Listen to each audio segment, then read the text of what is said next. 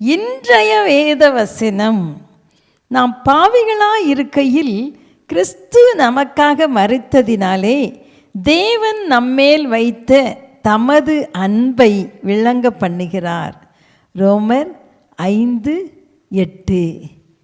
ஒரு தகப்பன் தன் மகன் துஷ்டமான வழிகளிலே, பாவ வழியிலே சென்று தன் இருதயத்தை புண்படுத்தும் போதெல்லாம் ஒரு ஆணியை எடுத்து தன் வீட்டின் முன்னே நின்ற ஒரு சிறிய மரத்தில் அறைந்து விடுவாராம். மகனை பார்த்து சொல்வாராம், மகனே, இந்த ஆணி மரத்தை குத்துற மாதிரி உன் தீய செயல் என் உள்ளத்தை குத்துகிறது என்று. கொஞ்ச நாட்கள் ஆனது. தகப்பன் அந்த மகனுக்காக ஜெபித்து கொண்டே இருந்தார். ஆனாலும் அந்த மரத்தில் நூற்றுக்கணக்கான ஆணிகள் பதிய நேர்ந்தது. ஆனால் ஒரு நாள் அந்த மகன் ரட்சிக்கப்பட்டான். தன் தகப்பனிடம் ஓடி வந்து, அப்பா, எவ்வளவுக்கு எவ்வளோ உங்களை வேதனைப்படுத்தினோ அவ்வளவுக்கு அளவு இனிமே உங்களை அன்பாக நேசித்து அன்பு செலுத்தி உங்களுக்கு பிரியமாக நடந்து கொள்வேன்ப்பான்னு சொன்னானான். அன்னைக்கிலேருந்து அவன் நல்ல கிரியைகளை செய்ய ஆரம்பித்தான். மகனை குறித்து தகப்பனுடைய மனம் மகிழும் போதெல்லாம் அவர் ஒரு ஆணியை மரத்திலிருந்து எடுத்து விடுவார். சில மாதங்களுக்குள் அந்த ஆணிகள் முற்றிலும் அகற்றப்பட்டன. ஆனால் மரத்தில் அந்த தழும்புகள் மட்டும் காணப்பட்டன. உடனே இந்த வாலிபன் மரத்துக்கு உரம் போட்டு நல்ல தண்ணீர் பாய்ச்ச ஆரம்பித்தான். மரம் விசாலமாய் வளர்ந்ததுடன் தழும்புகளும் மறைந்து விட்டன. அருமையானவர்களே, நாம் பாவத்தில் வாழும்போது அந்த பாவங்களே ஆணிகளாய் மாறி இயேசுவின் கரங்களை துளைக்கிறதல்லவா? நம்முடைய துணிகரமான செயல்கள் அவருடைய விழாவில் ஈட்டியைப் போல பாய்கிறது என்பதை நாம் மறந்து விடுகிறோம்.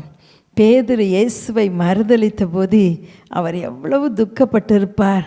அவருடைய இருதயத்தில் பட்டயம் உருவி போனது போல் இருந்திருக்கும்ல. ஆனால் அந்த பேதுருவை கூட அவர் விடவே இல்லை. நீ என்னிடத்தில் அன்பாய் இருக்கிறாரா என்று சொல்லி 3 தரம் கேட்டார். கடைசி பேதுரு உடஞ்சி, ஆம் ஆண்டவரே, நான் உம்மை நேசிக்கிறேன் என்பதை நீர் அறிவீர் என்று சொன்ன உடனே, என் ஆடுகளை மேய்ப்பாயாக என்று சொன்னார். ஆண்டவர் நம்மகிட்டருந்து எதிர்பார்க்கிறது நம்முடைய அன்பு தான். அருமையானவர்களே, ஆண்டவர் எத்தனை நன்மைகளை செய்திருக்கிறார்.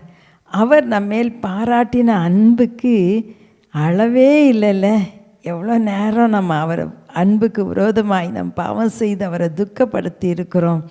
ஆண்டவர்கிட்ட இனி சொல்லுவோமா, ஆண்டவரை இனி உம்மை நேசிப்பேன், ஆண்டவரே நேசிப்பேன்னு சொல்கிறத விட, ஆண்டவரே என்னுடைய நற்கிரியைகளினால் அதை உமக்கு சாதித்து காட்டுவேன் என்று தீர்மானம் எடுக்கலாமா? எங்களை நேசிக்கிற எங்கள் அன்பின் தகப்பனே, நாங்கள் ஒவ்வொரு முறை பாவம் செய்யும் போதும் மறுபடியும் மறுபடியும் சிறுவையில் நாங்கள் அடிக்கிறோம். ஆண்டவரே தகப்பனே, பாவம் செய்யாதபடி காத்துக்கொள்வீராக. இன்னும் நான் பாவம் செய்துகிட்டே இருக்கிறேன், என்னால் ரட்சிக்கப்பட முடியவில்லையே, இந்த பாவ போராட்டத்திலேருந்து எனக்கு விடுதலை இல்லையே என்று யாராவது ஜெபித்து கொண்டிருப்பார்களானால் இன்றைக்கு அவர்களுக்கு விடுதலையை தருவீராக. உம்மை துக்கப்படுத்தினதுக்கு பதிலாக இனி வர்ற நாட்களில் உம்மை மகிழ்ச்சி படுத்துகிற பிள்ளைகளாய் அவர்கள் வாழ உதவி செய்யுங்க. நீங்கள் அப்படி செய்ய போகிறதுக்காய் ஸ்தோத்திரம். இயேசுவின் நாமத்தில் பிதாவே, ஆமென், ஆமென்.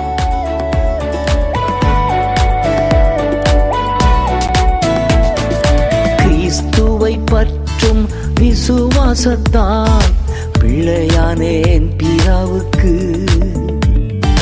கிறிஸ்துவை பற்றும் விசுவாசத்தால் பிள்ளையானேன் பிதாவுக்கு. தரித்து கொண்டேன் இயேசுவை, நான் தரித்து கொண்டேன் இயேசுவை. அவருக்குள் வாழ்கின்றேன், அவருக்குள் வாழ்கின்றேன்.